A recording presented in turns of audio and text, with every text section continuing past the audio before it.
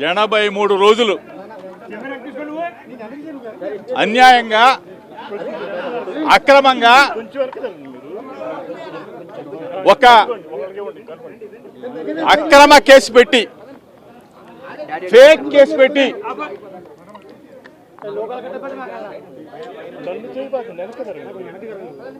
ఈ రాష్ట్రానికి ఒక ఫేక్ సీఎం చంద్రబాబు నాయుడు ఒక ఫేక్ సీఎం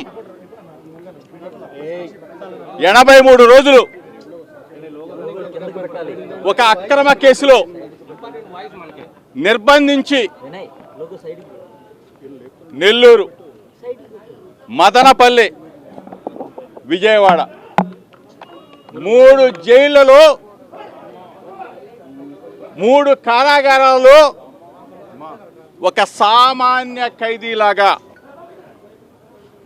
ఎన్ని ఇబ్బందులు పెట్టారో ఈ రాష్ట్ర ప్రజలకు ఒకసారి మీ ద్వారా తెలియజేస్తా ఉన్నా. అక్రమ మద్యం కేసు బనాయించేటప్పుడు చంద్రబాబు నాయుడిని, చంద్రబాబు నాయుడు కుటుంబాన్ని, లోకేష్ కుటుంబానికి నేను ఒక విజ్ఞప్తి చేశా. మీ ద్వారా పదే విజ్ఞప్తి చేశా. సిబిఐ ఎంక్వైరీ కోరుతూ హైకోర్టుని ఆశ్రయించా. హైకోర్టుని ఆశ్రయిస్తే వెంటనే వచ్చి నేను అంతకుముందు కనీసం 10 మీడియా సమావేశాల్లో చెప్పా, చంద్రబాబు నాయుడు, లోకేష్ దమ్ముంటే సిబిఐ ఎంక్వైరీ చేయమని చెప్పా. కాదు కూడదంటే నార్కో ఎనాలిసిస్ టెస్ట్ కైనా సిద్ధమని చెప్పా, లై డిటెక్టర్ టెస్ట్ కైనా సిద్ధమని చెప్పా. తిరుమల వెంకన్న స్వామి సన్నిధికి వస్తే నీ భార్యా బిడ్డలతో వస్తే నా కుటుంబ సభ్యులతో వస్తా, ప్రమాణం చేస్తానని చెప్పా. అమ్మ కనకదుర్గమ్మ దగ్గరికి వస్తే ప్రమాణం చేద్దామని రమ్మని చెప్పి అడిగా. ఇవన్నీ కాకపోతే చంద్రబాబు నాయుడు ఇంటికైనా వస్తాను, జోగి రమేష్ తప్పు చేశాడని ఒక మాట చెప్పండి, జోగి రమేష్ తప్పు చేశాడని ఒక మాట చెప్పు, ఏ శిక్షనైనా అనుభవిస్తానని చెప్పా. చేతగాని చవట సన్నాసులు ఒక సిట్ అనే ఒక చంద్రబాబు నాయుడు చెబితే కూర్చోమంటే కూర్చుంటారు, నిలబడమంటే నిలబడతారు. అటువంటి సిట్ అధికారులకు చెప్పా, మీకు కుటుంబాలు ఉన్నాయి, మీకు పిల్లలు ఉన్నారు, మీకు వ్యవస్థ ఉంది.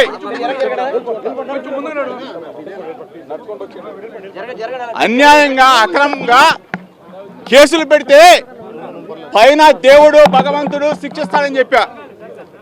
అయినా సరే రాక్షస ఆనందం కోసం 83 రోజులు అక్రమ కేసు పెట్టి నన్ను, నా సోదరుడిని నిర్బంధించారు. చంద్రబాబు నాయుడు కొడుకు లోకేష్కి చెప్తా ఉన్నా, 3 నెలల పాటు నన్ను జైల్లో పెట్టినంత మాత్రాన మీ ఆనందం, మీ రాక్షస ఆనందం తీరుతుందా అని చెప్పి అడుగుతా ఉన్నా, తీరిందా అని అడుగుతా ఉన్నా. అంటే కేసులు పెడితే వైఎస్ఆర్ కాంగ్రెస్ పార్టీ నాయకులు భయపడతారు, కేసులు పెడితే వైఎస్ఆర్ కాంగ్రెస్ పార్టీని ఇబ్బంది పెట్టాలి అని చెప్పేసి మీరు అనుకుంటే పొరపాటు.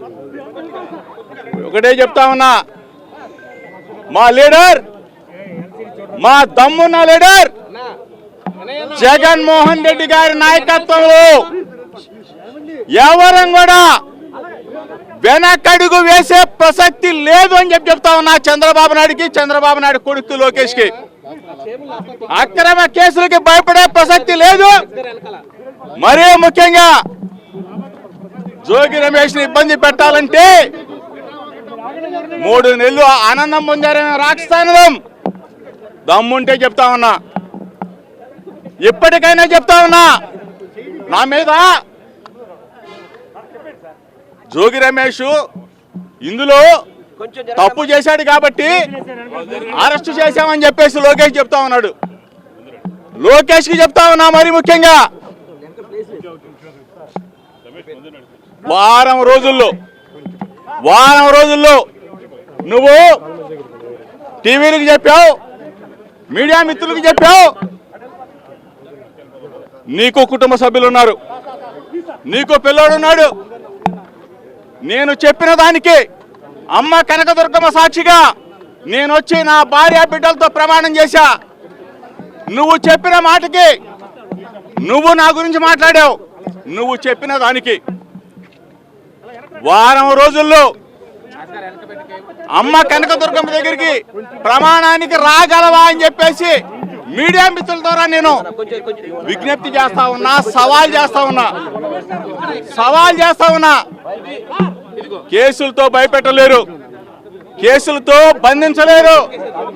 వైఎస్ఆర్ కాంగ్రెస్ పార్టీ జెండా రెపరెపలాడుతుంది. మీరు చేసిన ఈ దుర్మార్గానికి, మీరు పెట్టిన ఈ అక్రమ కేసులకి చంద్రబాబు నాయుడు కొడుకు చెప్తా ఉన్నా, నన్ను నిర్బంధించారు, నా తమ్ముడిని నిర్బంధించారు.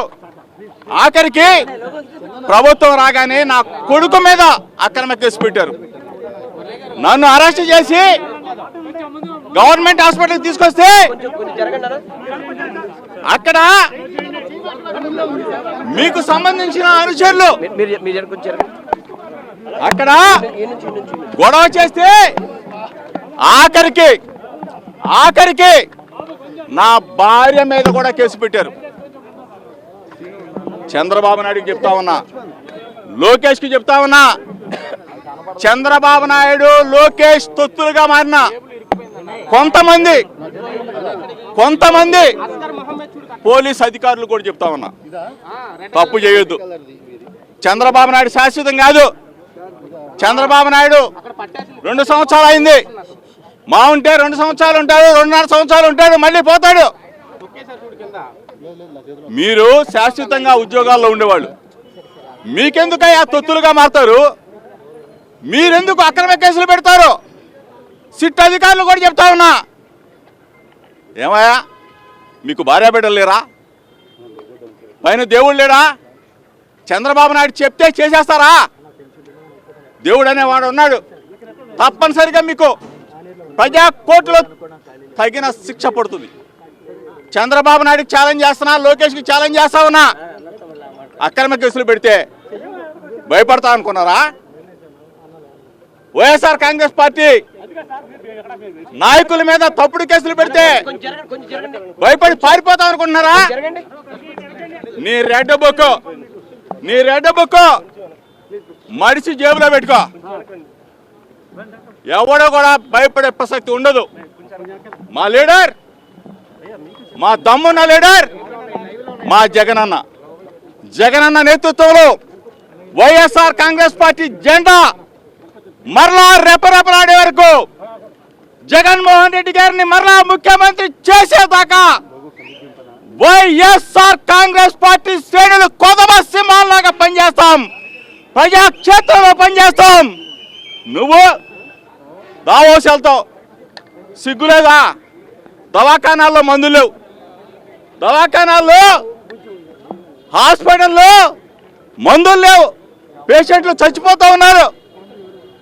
దావోస్ పోయి సొల్లు మాటలు చెప్తారు మీరు, సొల్లు కబుర్లు చెప్తారు. చంద్రబాబు నాయుడు కొడుకు లోకేష్ ప్రభుత్వ హాస్పిటల్లో ప్రజా ఆరోగ్యం పడకేసి కొన్ని వందల మంది చనిపోతూ ఉంటే సిగ్గు శరం లేకుండా రాష్ట్రాలు దేశాలు తిరుగుతూ ఉన్నారు. ఇక్కడ ఉన్నది చూసుకోండి. పిల్లల ఫీజులు కట్టే పరిస్థితిలో లేదు మీరు, హాస్పిటల్కి డబ్బులు చెల్లించే పరిస్థితిలో లేదు మీరు, రైతులకి ఇన్పుట్ సబ్సిడీ, క్రాప్ ఇన్సూరెన్స్ ఇటువంటి చెల్లించే పరిస్థితిలో లేని మీరు దావోసులు పోతారు, అమెరికాలో పోతారు, ఆస్ట్రేలియా పోతారు, అంతరిక్షం పోతారు. ఇక్కడ ఉన్న మెడికల్ కాలేజీలు కట్టవా అంటే అబ్బే మెడికల్ కాలేజీలు మేము కట్టలేము, ప్రైవేట్ ఫారం చేస్తూ ఉంటారు. సిగ్గు శరం లేకుండా అసలు మీకు ఏమైనా సరే ఇటువంటి దుర్మార్గమైన ప్రభుత్వానికి సంవత్సరాల కాలంలోనే కాలం చెల్లింది. సంవత్సరాల కాలంలోనే జగనన్న కావాలి, జగనన్న రావాలి అని చెప్పేసి ప్రజలు మొత్తం కూడా ముక్త కంఠంతో ఎదురు చూస్తున్న ఈ పరిస్థితుల్లో ఒకటే చెప్తా ఉన్నాను, వారం రోజుల్లో లోకేష్కి చెప్తా ఉన్నా, నువ్వు నా మీద చేసిన ఆరోపణలు నిరూపించుకుంటే, నీకు చిత్తశుద్ధి ఉంటే, నీకు కుటుంబం ఉంది, నువ్వు కూడా రా, దుర్గగుడికి వస్తా, ప్రమాణం చేస్తా, నువ్వు ప్రమాణానికి రెడీగా ఉండమని చెప్పేసి రావాలి అని చెప్పేసి మీడియా మిత్రుల ద్వారా ఏబి అన్న వచ్చాడా అన్నా? ఏబి అన్న రాలేదా? ఈటీవీ అన్న వచ్చాడా అన్నా? కొంచెం చెప్పండి, లోకేష్ చెప్పండి. వాళ్ళ కొంచెం అతను పుట్టినరోజు కాబట్టి కొంచెం తక్కువగా మాట్లాడతాం, ఎందుకంటే తిట్టడం బాగోదు కాబట్టి. అతను నాకు చేసిన దుర్మార్గానికి, తప్పుడు కేసుకి, దిక్కుమాలిన నకిలీ మద్యం కేసులు తీసుకొచ్చి మా మీద అంట కడతారా? దుర్మార్గులు కదా మీరు.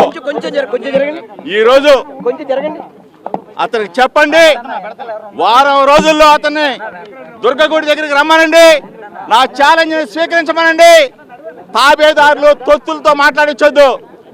లోకేష్, చంద్రబాబు నాయుడు నా మీద కేసు పెట్టారు, వాళ్ళని అడుగుతా ఉన్నా, తాబేదారులు తొత్తులు ఎవడో మాట్లాడొద్దు. మళ్ళీ వారం తర్వాత మళ్ళీ మీడియా ముందుకు వస్తా, మీతో మాట్లాడతా. లేదు, కాదు, కూడదు, దుర్గగుడికి రాను, తిరుమలకి రాను, లేకపోతే అక్కడికి రాను, ఎక్కడికి రానంటే తప్పదు, చంద్రబాబు నాయుడు ఇంటికి వెళ్ళాల్సి వస్తుంది. మళ్ళీ లేదు, కాదు, కూడదంటే లోకేష్ నేను ఆహ్వానిస్తా ఉన్నా, నా ఇంటికి రా, వచ్చి తప్పు చేశాడు, అక్రమద్యంలో తప్పు చేశారని ఒక మాట చెప్పు, ఏ శిక్షకైనా సిద్ధంగా ఉన్నాం.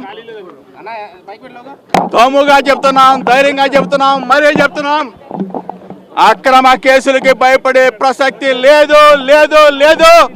వైఎస్ఆర్ కాంగ్రెస్ పార్టీ రక్తంలో ఉండదు అని చెప్పేసి మరొక్కసారి చంద్రబాబు నాయుడికి, లోకేష్కి చెప్తూ మరలా మళ్ళీ కలుద్దాం. 83 రోజులు నిర్బంధించారు, ఇబ్బంది పెట్టారు. నెల్లూరు జైలు, మదనపల్లి జైలు, విజయవాడ జిల్లా జైలు, ఇన్ని జైలు తిప్పిన చంద్రబాబు నాయుడికి మాత్రం మీ ద్వారా ఆఖరికి ఒకటి మాత్రం చెప్తా ఉన్నా. 1988 సంవత్సరంలో 1988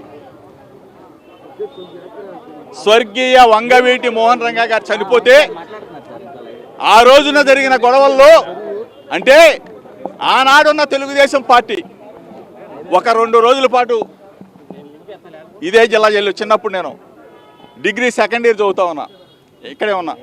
అప్పుడంటే నాకు చిన్నవాడు కాబట్టి ఏం తెలీదు.